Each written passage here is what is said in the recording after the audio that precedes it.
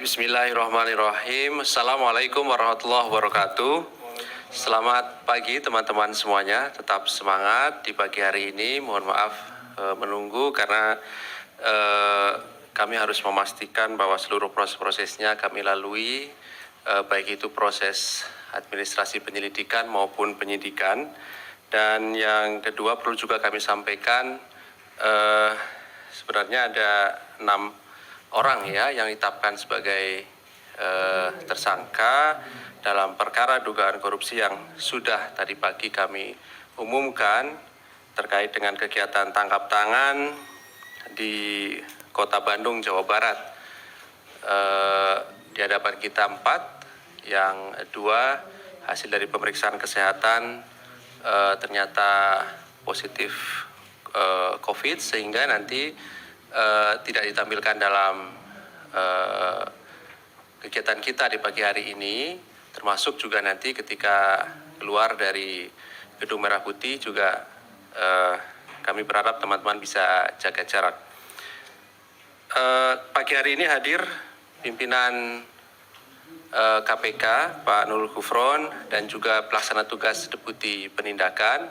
Nanti akan disampaikan perkembangan dari kegiatan tangkap tangan di Kota Bandung, Jawa Barat pada hari Jumat kemarin, dan setelahnya nanti kami akan tunjukkan barang bukti dalam kegiatan tangkap tangan dimaksud. Setelahnya seperti biasa kami beri kesempatan kepada teman-teman untuk bertanya lebih lanjut terkait dengan perkara yang sedang kami lakukan proses penyidikannya saat ini.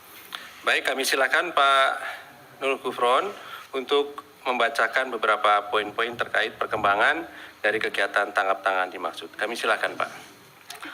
Terima kasih Mas Ali. Bismillahirrahmanirrahim. Assalamualaikum warahmatullahi wabarakatuh. Selamat pagi.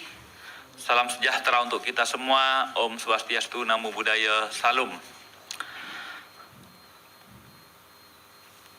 Pada hari ini, kami tanggal 16 ini sudah bukan tanggal 15 lagi, akan menyampaikan konferensi pers berkaitan dengan kegiatan tangkap tangan terkait dugaan tindak pidana korupsi suap oleh penyelenggara negara dalam penyelenggaraan pengadaan CCTV dan ISP atau Internet Service Provider untuk layanan digital Bandung Smart City di pemerintah Kota Bandung, Jawa Barat untuk tahun anggaran 2002 dan 2023. Kronologisnya seperti ini. Jadi kami sampaikan ya, hari ini, hari Ahad tanggal 16 April 2023, kami akan menyampaikan informasi kegiatan tangkap tangan atas dugaan tindak pidana korupsi berupa pemberian dan penerimaan suap oleh penyelenggara negara dalam proyek pengadaan CCTV dan ISP untuk layanan digital Bandung Smart City di pemerintah Kota Bandung, Jawa Barat tahun anggaran 2022-2023. Kegiatan tangkap tangan ini, tim KPK mengamankan 9 orang sejak hari Jumat sekitar pukul 14 sampai pukul 21 di wilayah Kota Bandung, Jawa Barat. Adapun orang-orang yang kami amankan ada 9 orang. Pertama, Saudara YM, Wali Kota Bandung periode 2022 sampai sekarang. 2, Saudara Dede, Kepala Dinas Perhubungan Pemkot Bandung. Ketiga, Saudara KR, Sekretaris Dinas Perhubungan Pemkot Kota Bandung. 4, Saudara AE, Staf Dinas Perhubungan Pemkot Bandung. 5, Saudara AS, Ajudan Wali Kota. 6, Saudara WD, Staf Dinas Perhubungan Pemkot Bandung. 7, RH, Sekretaris Pribadi YM. 8, Saudara SS, CEO PT Sivo. 9, Saudara AG, Manajer PT SMA. Sedangkan 1 orang hadir langsung ke gedung KPK, yaitu Saudara BN, Direktur PT SMA. Itu adalah orang-orang yang kami amankan pada kegiatan tangkap tangan dari dari hari Jumat kemarin. Kronologis tangkap tangan ini, jadi sebagai tindak lanjut adanya laporan dari masyarakat terkait adanya informasi dugaan penyerahan uang kepada penyelenggara negara, maka pada tanggal 14 April hari Jumat tim KPK langsung bergerak ke Kota Bandung. Selanjutnya sekitar pukul 12.50 tim kemudian mengamankan beberapa pihak, yaitu pertama saudara S, KR, RH di Balai Kota, saudara SS di kantor PT Sivo, dan AG di kantor PT SMA. Saudara DD bersama WD diamankan di kantornya sekitar pukul 19.00 hari Jumat. Sedangkan saudara YM bersama S pada pukul 19.15 diamankan di pendopo atau di rumah dinas wali kota. Tim KPK berikutnya membawa pihak-pihak tersebut ke Jakarta menuju Gedung Merah Putih untuk dilakukan permintaan keterangan lebih lanjut. Turut diamankan barang bukti yang ditemukan dalam kegiatan tangkap tangan ini berupa uang dalam bentuk pecahan mata uang rupiah, uang dalam bentuk dolar Singapura, uang dalam bentuk dolar Amerika, uang dalam bentuk ringgit Malaysia, uang dalam bentuk yen, dan uang dalam bentuk baht Thailand, serta sepasang sepatu merek Louis Vuitton tipe Chris Charlie sneaker dengan kode 1A9JN8 berwarna putih, hitam, dan coklat dengan total keseluruhan setara dengan nilai 924,6 juta rupiah. Selanjutnya akan kami jelaskan tentang kronologi yang kami duga dalam tindak pidana korupsi ini, yaitu pemerintah Kota Bandung di tahun 2018 mencanangkan Bandung sebagai kota cerdas melalui program Bandung Smart City. Saat YM dilantik menjadi wali kota Bandung di tahun 2022, Bandung Smart City masih terus memaksimalkan layanan diantaranya layanan CCTV dan jasa internet atau ISP. Yang menjadi penyedia layanan CCTV dan jasa internet ISP untuk Bandung Smart City yaitu PT SMA dengan posisi BN selaku direktur dan AG selaku manajer, dan juga PT Sivo dengan posisi SS sebagai CEO. Sekitar Agustus 2022, AG dengan sepengetahuan BN bersama dengan saudara SS menemui YM di pendopo wali kota dengan maksud agar bisa mengerjakan proyek pengadaan CCTV pada Dinas Perhubungan dan Dinas Komunikasi dan Informatika Pemkot Kota Bandung. Pertemuan tersebut difasilitasi saudara KR selaku Sekretaris Dinas Perhubungan Pemkot Bandung. Sekitar Desember 2022, kembali dilakukan pertemuan antara saudara SS, KR, dan YM di pendopo wali kota. Dan di pertemuan ini ada pemberian sejumlah uang dari saudara SS pada YM sekaligus untuk juga membahas pengkondisian agar PT Sivo sebagai pelaksana pengadaan ISP di Dishub Pemkot Bandung walaupun keikutsertaan PT Sivo dalam proyek tersebut melalui aplikasi e-katalog. Jadi sesungguhnya pengadaannya sudah menggunakan e-katalog ya, tinggal menunjuk di e-katalog gitu.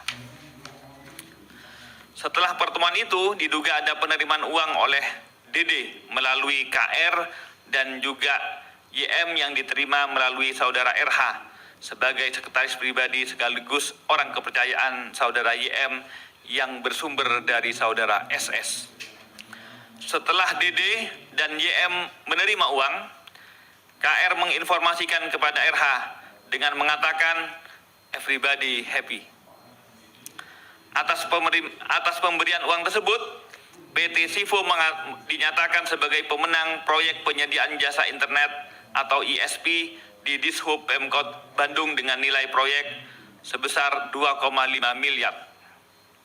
Sekitar Januari 2023, YM bersama keluarga, DD dan KR juga menerima fasilitas ke Thailand dengan menggunakan anggaran milik PT SMA. dengan alasan untuk benchmark kota smart di Thailand, di Bangkok. YM juga menerima sejumlah uang dari AG melalui KR sebagai uang saku, dan YM menggunakan uang saku tersebut dengan membeli sepasang sepatu merek LV. Saudara Dede selaku Kepala Dinas Perhubungan Pemkot Bandung juga menerima uang dari AG melalui KR karena memerintahkan melakukan pengubahan termin pembayaran kontrak pekerjaan senilai 2,5 dari termin 3 termin menjadi 4 termin. Jadi yang semula 4 bulanan kemudian per terminnya menjadi 3 bulanan sehingga 4 termin. Dan setelahnya disepakati adanya pemberian uang untuk persiapan menyambut Lebaran di tahun ini. Diperoleh informasi penyerahan uang dari saudara SS dan AG untuk YM memakai istilah nganter Musan King. Sebagai bukti awal penerimaan uang oleh YM dan DD melalui KR senilai sekitar 924,6 juta. Dari pemeriksaan, tim KPK juga mendapatkan informasi dan data adanya penerimaan uang lainnya oleh saudara YM selaku Wali Kota Bandung dari berbagai pihak yang masih akan terus didalami lebih lanjut dalam pemeriksaan penyidikan. KPK atas kegiatan tangkap tangan ini kemudian menetapkan 6 orang tersangka, yaitu pertama saudara YM sebagai selaku Wali Kota Bandung periode 2022 sampai saat ini. 2. Saudara Dede, Kepala Dinas Perhubungan Pemkot Bandung. 3. Saudara KR, Sekretaris Dinas Perhubungan Pemkot Bandung. 4. Saudara BN, Direktur PT SMA. 5. Saudara SS, CEO PT Sivo. 6. Saudara AG, Manajer PT SMA. Para tersangka tersebut disangkakan sebagai berikut. Pertama, saudara BN, SS, dan AG sebagai pemberi diduga melanggar pasal 5 ayat 1 huruf A atau pasal 5 ayat 1 huruf B atau pasal 13 Undang-Undang 3199 Jungto 20/2001 tentang pemberantasan tindak pidana korupsi. B. Saudara YM, saudara DD, dan saudara KR diduga sebagai penerima melanggar pasal 16 huruf A, pasal 12 huruf A, atau pasal 12 huruf B, atau pasal 11 Undang-Undang 3199 Jungto 20/2001 tentang pemberantasan tindak pidana korupsi. Terkait kebutuhan penyidikan, selanjutnya para tersangka dimaksud ditahan tim penyidik masing-masing selama 20 hari terhitung mulai tanggal 15 April sampai dengan 4 Mei 2023. Pertama, saudara YM ditahan di rutan KPK pada Gedung Merah Putih. B.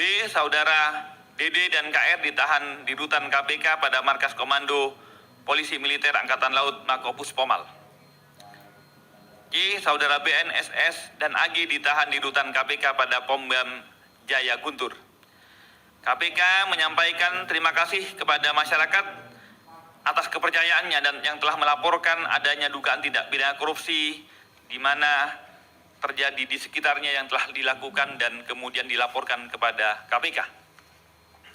KPK juga terus terang sekali lagi, KPK bersedih dan ironi mengapa sampai hari ini telah berulang kali KPK menangkap beberapa kepala daerah, tetapi masih saja ada kepala daerah yang masih melakukan penerimaan tindak pidana korupsi. Dan kami sekali lagi berharap ini tentu perlu perbaikan secara sistemik.